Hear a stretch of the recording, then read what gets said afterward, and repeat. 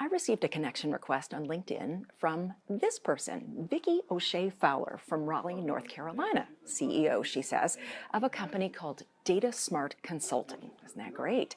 Problem is, Vickie does not exist. She's a deepfake, and deepfake profiles like this one can put you at risk. Behind her vague smile, Vickie hides a secret. She's not real, just a computer-generated face. Vickie's asymmetrical earrings are a dead giveaway, aside from the uncanny valley-esque smile, says deepfake researcher Max Rizzuto with the Atlantic Council's Digital Forensic Research Lab. Anyone who hides behind a false face likely has something to hide or an ulterior motive in mind. She spread a broad net on LinkedIn, connecting with many people, but of special note, hundreds in security and tech. Among them, Susan Embry-Bush, a contractor at Nike.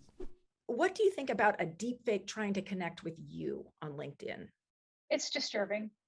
It's disturbing. It concerns me about what the ultimate goal is.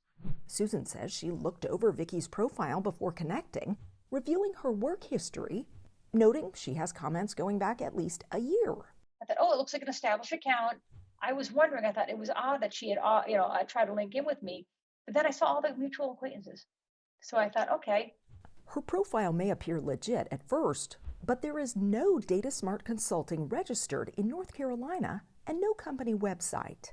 The Data Smart Consulting she links to in her profile is a small company that says it's in Morocco and has no one by this name there. The listing is wrong.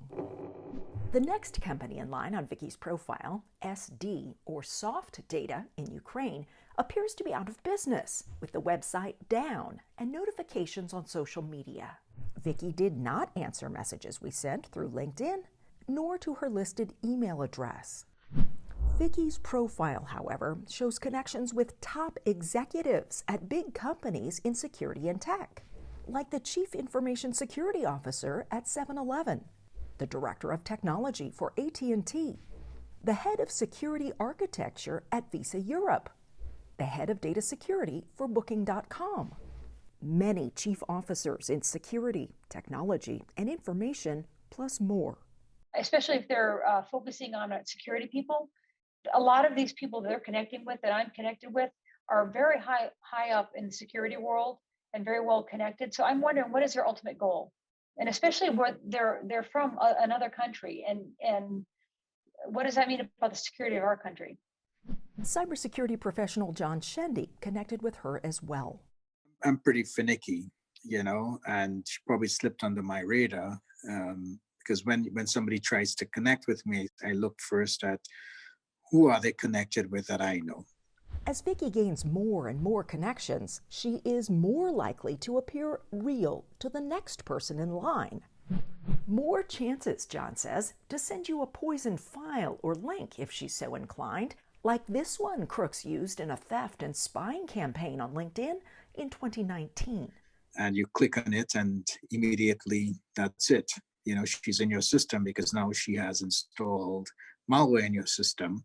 What seems likely to you as a security professional? What do you think she wants? If you have to create a fake profile right away, I think it's malicious. Possibly spying on you or your company, stealing money from your bank account, controlling you or your work systems from afar. Somebody somewhere may have been hit with a ransomware because of this profile if she is a malicious actor. Who is behind the fake face? Let's check her job claims more closely. That second company listing for SOFTDATA, supposedly out of business. Click, and it leads to a company called PIXOFT, located here in Kiev, Ukraine, at the same place as the old company, SOFTDATA, the same address, the same building, and it turns out involving the same people. 1. SERGEY CHUMAKOV, who says he's a former co-owner of SOFTDATA, now co-founder of PIXOFT. And 2. Christian Spilka, who worked with SOFTDATA, now co-founder of PIXOFT as well. So what's going on with deepfake Vickie? Christian and Sergey did not answer our messages, and this may be one reason why. PIXOFT has more people like Vickie, more deepfakes, according to the researcher we contacted. There's John Lipt, manager of sales at PIXOFT, with a computer-generated photo and a work history that seems to be a mix of SERGEYs and Christians. Plus Christopher King, also manager of sales at PIXOFT, with a fake image and a similar history.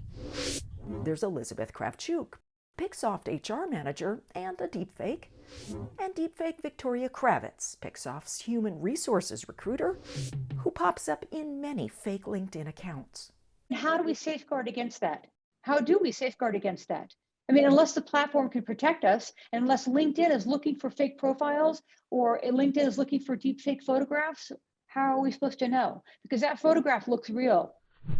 LinkedIn told us it's against their terms of service to create a fake profile, and they enforce it with automated tools, human reviews, and member reporting. They say they stopped 45 million fake or deepfake profiles at the time of registration in 2020, but they did not answer all of our questions. I said, can anyone go onto LinkedIn and create any account they want with whatever picture and whatever name and say they work at whatever company? And their response was, we're not answering that question. So yes. I mean, obviously, because we have Vickie here doing it. What do Vickie and her creators want? John says attackers often scour platforms like LinkedIn for any talk of what kind of tech you use, any problems you have, anything to help them break in. After all, if attackers can find a way into one company, they may be able to poison many more, as happened in the SolarWinds and Kaseya cyber attacks. LinkedIn is it's somebody's candy store, you know, for profiles, for information gathering. Some of Vickie's top connections, according to LinkedIn data: credit card company Visa with 17 connections, cloud storage company AWS with 24, software company NetSuite with 37, and NetSuite's parent company Oracle with another 21, potentially making these companies more vulnerable to attack. What to do? If you're one of the hundreds connected to Vickie, drop and block her, John says. Other people are linking in with that person just because of you.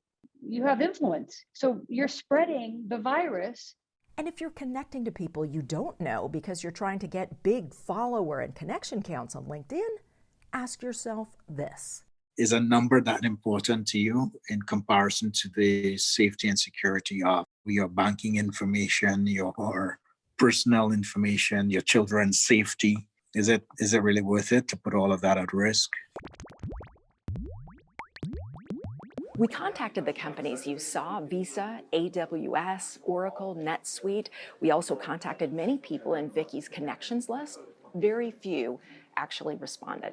We hope they know that LinkedIn, social media are not safe places for you to discuss information that is valuable to attackers. Even if you set your social media to private, there may already be a deepfake in your circle.